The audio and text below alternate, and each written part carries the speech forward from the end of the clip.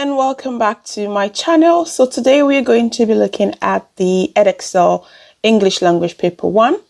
So as you all know, the Edexcel English Language Paper 1 is fiction and imaginative writing. You'll be looking at an example of a fiction text in section A and doing some imaginative writing in section B. You'll have an hour and 45 minutes to complete the paper. There are 64 marks at stake, which contributes towards 40% of your GCSE English language grade, okay? Remember, you'll be given an extract. Make sure you read the extract carefully. It's really important to take some time at the beginning to carefully read the extract in full. I recommend spending 15 minutes reading the extract in detail, okay? Let's move on to the questions. Now, for both questions 1 and 2, I recommend spending 5 minutes, okay? 5 minutes. Both questions should hopefully be quite straightforward for you. You'll be asked to find specific bits of information from a specific part of the text. As you can see on my screen, question 1 is from lines 2 to 4. Identify a word or phrase which shows Count Dracula is older than the narrator. This is 1 mark.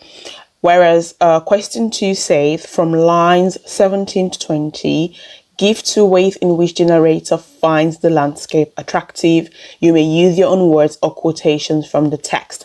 I always recommend using quotations from the text because it's quicker and it's easier as well. Sometimes students tend to use their own words, they paraphrase and they paraphrase incorrectly. So please quote from the text. It's quicker and it's easier. The key things to remember are to read the question carefully, only refer to the specific sections of the text in the questions. Don't spend too long on the questions, get your points down, get the 3 marks in the bag and then move on, okay? Now let's move on to question 3. Now, question 3 is both language and structural analysis. I recommend spending 10 minutes here. The question is worth 6 marks.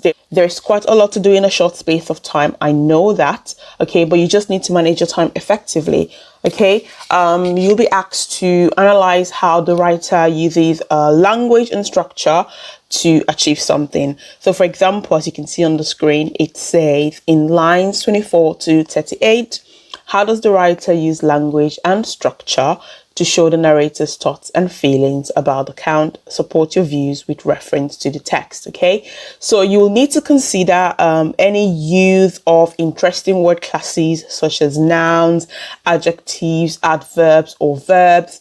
Any use of language devices, also known as language features or literary devices, such as onomatopoeia, personification, metaphor, alliteration, oxymoron, similes, okay? And any use of structural techniques such as simple sentences, compound sentences, complex sentences, or if you know that you struggle to identify these types of sentences, you can just focus on short sentences or long sentences, or on any use of punctuation such as commas, hyphens, or exclamation marks, okay? These are all structural techniques.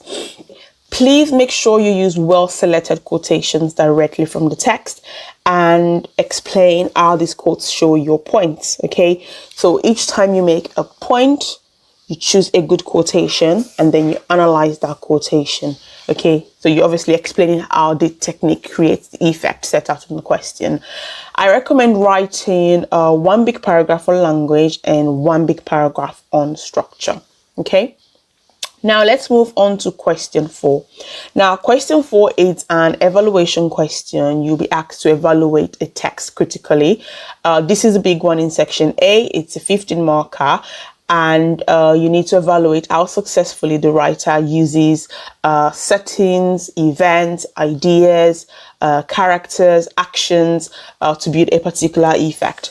So let's say, for example, as you can see on the screen, it says in this extract, there's an attempt to create an atmosphere of suspense. Evaluate how successfully this is achieved. Support your views with detailed reference to the text. So what does it mean? It means that in your answer, you need to evaluate how successful the writer has been in achieving the point raised in the question. Okay, Please remember to use quotations from the text to demonstrate your points made, and also to focus on the specifics of the question. Okay, how does he create an atmosphere of suspense? It can also be, how does he create an atmosphere of tension? Okay, let's move on to question 5. Question 5 is imaginative writing. I recommend spending 45 minutes here. Question 5 is an extended creative writing task. You'll get a choice of 2 questions. You're either writing a description based on a picture, or you are writing part of a story on a given topic. I always recommend doing the descriptive writing because it's easier, okay, unless you have a profound understanding of how narrative structures operate. Okay, don't go writing stories, just focus on descriptive writing. In question 5, there are 40 marks at stake. 24 marks are for content, and 60 marks are for SPAG. So that's spelling, punctuation, and grammar.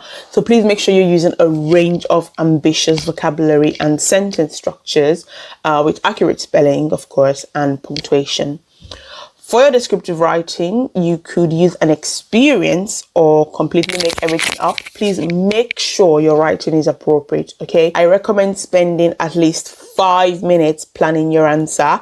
So what you need to do is you just need to write down a simple bullet point list, planning each paragraph, okay? These will really help the most of your writing time, okay? We have now come to the end of this video. Like I always say, please like, share, subscribe to my channel. Okay, I'll see you next time. Bye.